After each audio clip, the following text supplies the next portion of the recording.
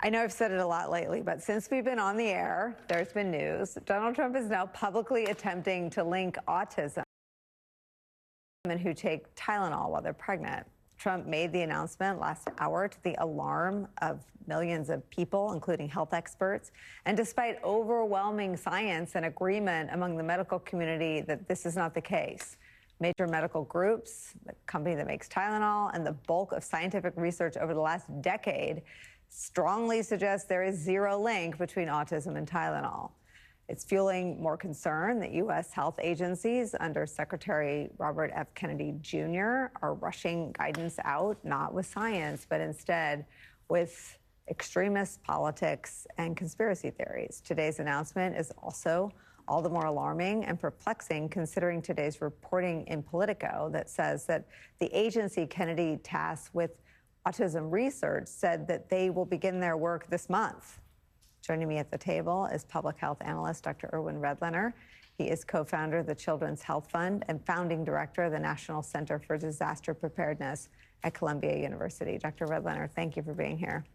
You're alarmed. I know you're alarmed face. Alarmed would be a good word. Give me the facts first about Tylenol if you're pregnant and watching. I will, but I just want to make a very quick statement to parents out there.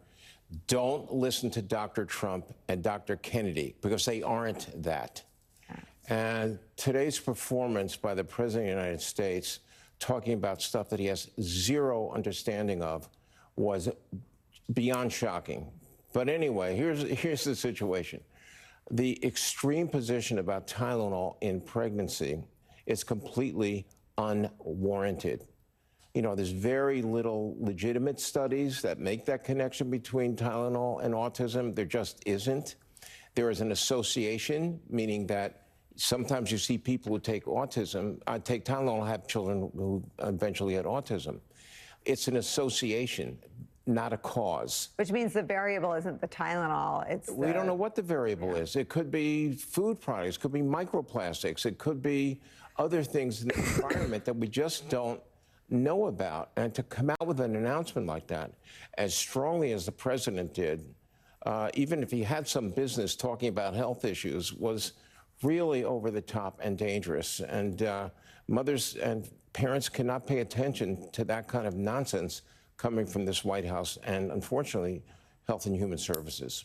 I mean, parents, especially pregnant women who think now that they're to blame because they took Tylenol while they're pregnant, and preying on any parent, the mother or father, whose child has autism, seems like the definition of cruelty.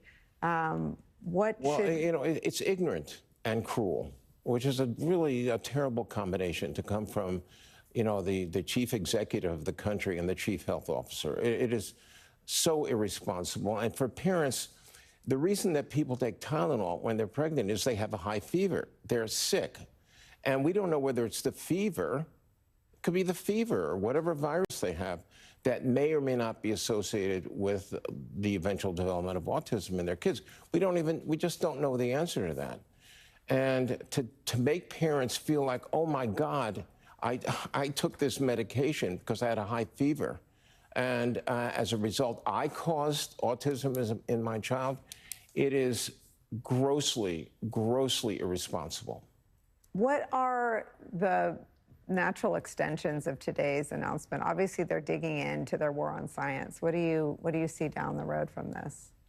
Well, I don't see it getting better anytime soon. I'll tell you that. In other words, once the president has given the green light to Bobby Kennedy and his crew of fellow conspirators and people out to undermine American science, well, he's going wild. Remember he said when he first nominated the guy, I'm going to let him do whatever he needs to do. He can go wild. He can make all the pronouncements he wants. And now we're seeing the fruits of that unleashing of a guy who was a conspiracist and not a doctor, and really undermined people's faith and confidence in the vaccines that have saved hundreds of millions of lives around the world. And look, there's a reason why the AMA and the American Academy of Pediatrics and other organizations think this is hair-raisingly inappropriate.